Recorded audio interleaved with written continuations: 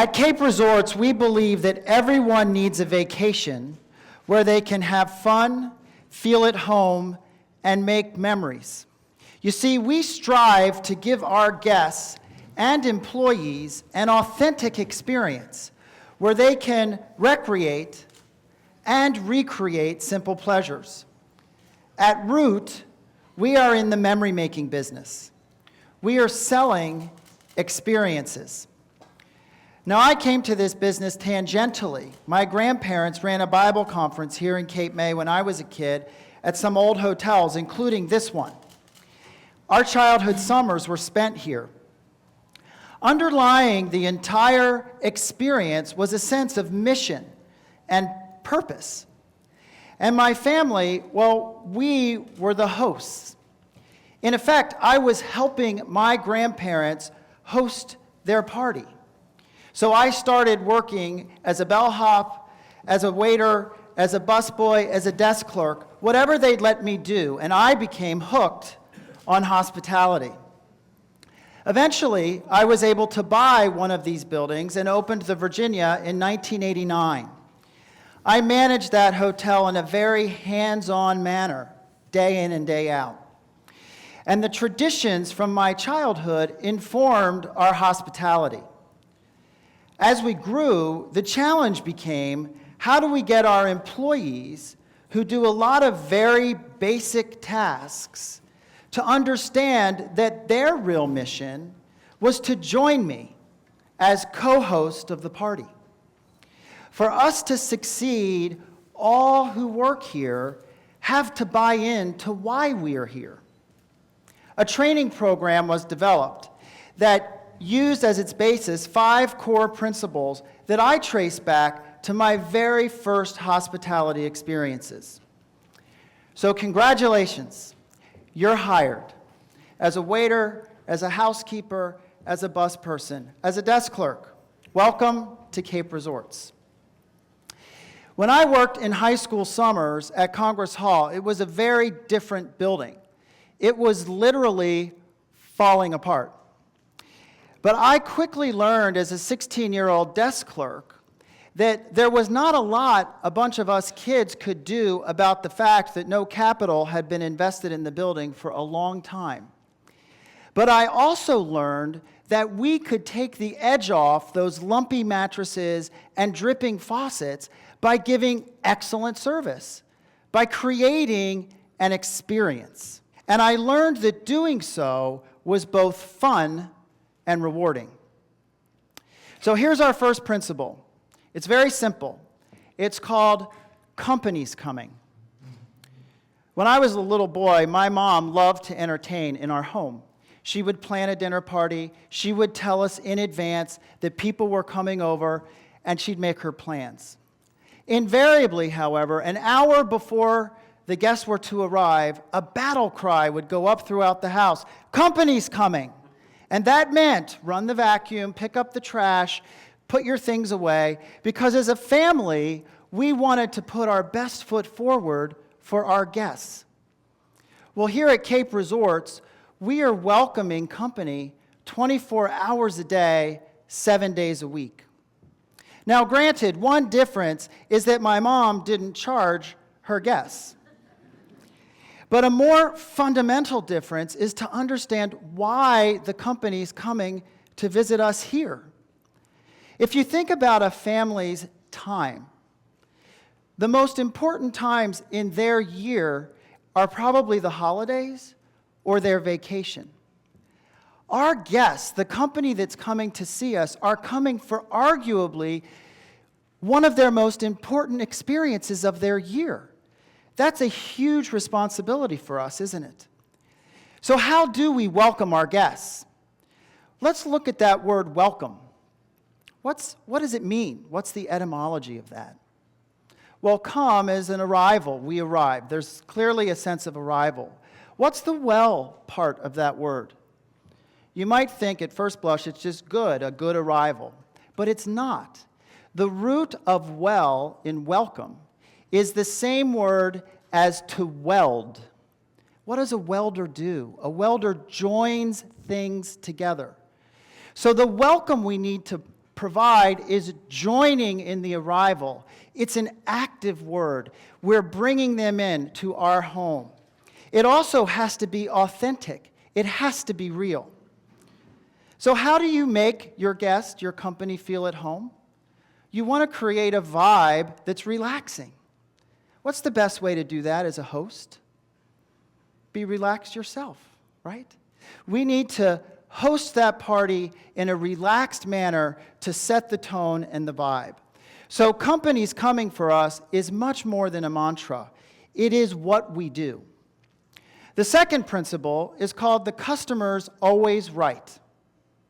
How many of you know anyone who's always right? Now, we probably all know somebody that thinks they're always right, don't we? So if no one's always right, why do we say that our customer's always right? I want to use an example from Nordstrom's.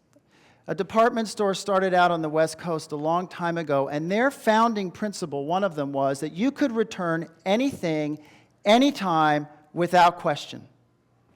So prom time rolled around, and you could buy a dress on Friday, wear it on Saturday, and return it on Sunday. No questions asked. Nordstrom's understood that this was happening. Why didn't they change their policy? You see, they would rather get taken advantage of by a few people than risk ever offending somebody with a legitimate complaint. Think of our U.S. system of jurisprudence. In America, if you're accused of a crime, you're innocent until proven guilty. The underlying principle of these two examples is that we want to give the benefit of the doubt. We don't want to incarcerate the innocent person. We would rather free the guilty. What happens if you have a discussion with a guest that turns into a little bit of an argument and you win? They still don't come back. That's called winning the battle and losing the war. You see, actually giving the benefit of the doubt to people is easier, and it's freeing. You don't have to waste time playing the detective, do you? Excuse me, sir, my lock's not working. Oh, really? Have you turned it to the door jamb? I mean, no, you don't do that. You say, let me help you with that. Sometimes these sticky locks around here are a little bit tricky. Come with me. Treating the customer as always right takes the edge off. It's a more optimistic perspective, and it certainly creates a better vibe. So the first two principles are companies coming and the customer's always right. The next three principles are really wrapped up in one and were inspired by General Douglas MacArthur's speech, Duty, Honor, Country. I have taken liberty to change that to Duty, Honor, Cape Resorts. So what does duty have to do with hospitality? A duty is a debt or an obligation. This gets right to what we do. We talked in Companies Coming about how we're hosting a party and that we want to put our best foot forward and welcome them and be relaxed ourselves. But we still have to run the party, don't we? Food, beverage. In the hotel business, we still have to run the restaurants and the hotels. That means we're washing dishes, we're taking out the trash, we're cleaning the toilets, we're making the beds. The most menial of tasks. That's our duty, is the service. But it's not just about the basic tasks. You see, the word hospitality derives from the Latin word hospice, which has to do with taking in the stranger. To the Greeks, it was an obligation to take in the stranger or the traveler. In India, if you travel there and stay in anyone's home, they treat every guest as if they were a god. Good hospitality equalizes. You are asking your guest to make yourself at home.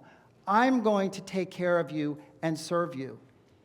This is duty, art to serve, and there's actually a noble mission behind that. So our duty is service. Duty, Honor Cape Resorts. What is the honor part of that? What does honor have to do with hospitality? What makes somebody honorable? How many have heard the phrase, actions speak louder than words? Do you know people who say one thing and do something else?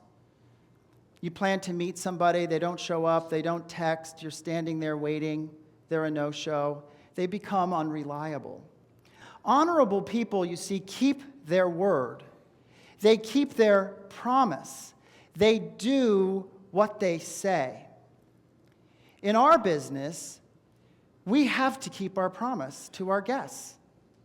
So honor is about maintaining the standards. Think about it. It's the end of your shift as a housekeeper. You have one room to do. Your friends are waiting for you. You go to get that sheet off the maid's cart, and it's a little bit damp off the presser. Long way back down to the laundry room. What are you going to do? You could turn the sheet around and put that damp part over in the back corner. You see, this is your honor moment. Are you going to keep the standards, or are you going to take a shortcut? Now, you might think that I'm just using a trick here to guilt trip you into keeping up our standards for me and my business and our guests. But you know, this issue of honor is about you too. How many of you have ever said, I'm going to the gym tomorrow, and not gone? Who lost out in that transaction? Do you think anybody woke up one day and said, I am going to become the most out-of-shape person in America? I don't think so. But I think a lot of people say, I'll go to the gym tomorrow. I'll go to the gym the next day. I'll go to the gym the day after that. And suddenly, they're on the path towards becoming that most out-of-shape person in America. You see, character and honor are about little choices. It's about putting the dry sheet on the bed. What makes someone a professional? You can think of a ball player or a surgeon, right? They don't just show up, do they? No, they give their best, and we want them to and need them to. Because if they don't, the game's going to be less exciting, isn't it? And heaven forbid if that surgeon isn't firing on all cylinders. We rely on them to give their best every time. In Companies Coming, we talked about that welcome, about why those guests are coming to see us. But now it's August. You're in your 100th day as a desk clerk. It's the 40th check-in of your 100th day. It's your 4,000th check-in of the summer. You're tired. What's your welcome going to be like? You can't forget that the next group just drove 6 hours from Schenectady. They had a flat tire halfway down. They're anticipating their vacation at Congress Hall. Are you going to be a pro? Are you going to keep the standards? Is your honor intact? We have to give our very best welcome as if it's our first. And I assure you, if you give your all and win through to the end of the game, there's an adrenaline rush and a sense of satisfaction that's far greater and more rewarding than taking shortcuts and giving in to second best. So our duty is service. Our honor is tied to upholding the standards. It was duty, honor, Cape Resorts. To MacArthur, it was country. What is this about? How many of you have a sibling? Do you ever have a fight with your sibling? Knock down, drag out, slam the door, never talking to them again fight. You go to school the next day, and the bully starts to pick on your brother or sister. What happens? You start talking again, don't you? You rally to them because you're loyal to your sibling, to your family. Did you ever have a bad day? Everyone has a bad day. What do you want when you're having a bad day? You want a little bit of backup, right? You want to be supported. Earlier, when we talked about the customer's always right, we introduced the principle of benefit of the doubt. Well, the Cape Resorts piece is about this. It's about giving each other as colleagues the benefit of the doubt, supporting each other each and every time. And we can't just do this individually, we do it collectively. You're a server. The kitchen's backed up. Your table's impatient. What are you going to do? You know, I'm really sorry. It's not my fault. It's not my fault at all. The kitchen's really backed up. No, you don't say that. You say, I'm so sorry. We're running a little bit behind tonight. Let me get you some more iced tea. We'll get the food out as quickly as we can. We own our mistakes together. We support each other. And why do we need to do this? We need to do this for that vibe. Did you ever go to somebody's house where maybe the parents or the hosts were having an argument? What do you want to do? You want to leave, right? So the Cape Resorts Group piece is about the vibe. Isn't it more fun to support each other, to just get it done and give each other the benefit of the doubt, than to talk behind each other's back and point the finger and say, that's not my job? To conclude here today, we are hosting a party. And if you are having fun, the guests are going to have more fun. And if the guests are having more fun, you're going to have more fun.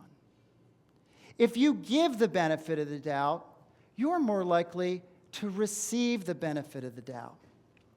There's a more forgiving environment in which the party can happen. You see, what goes around comes around. So when this party is firing on all cylinders and everyone is enjoying themselves, the memories are created and the bonds are strengthened and value is enhanced.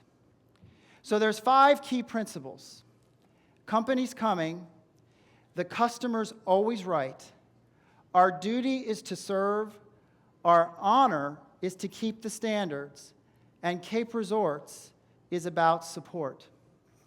And if we do that, that's the company we keep. Thank you.